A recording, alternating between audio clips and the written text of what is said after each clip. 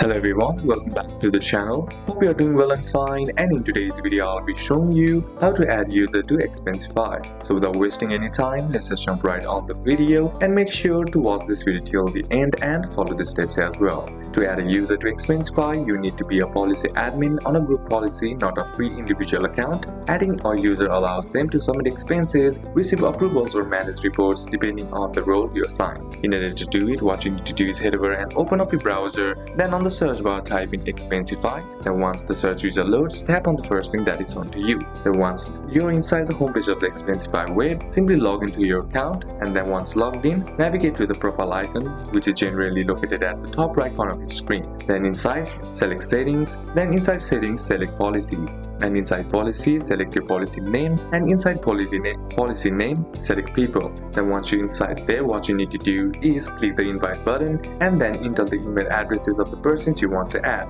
Then choose their role as submitter, approver or admin, and then you can simply click on send invites.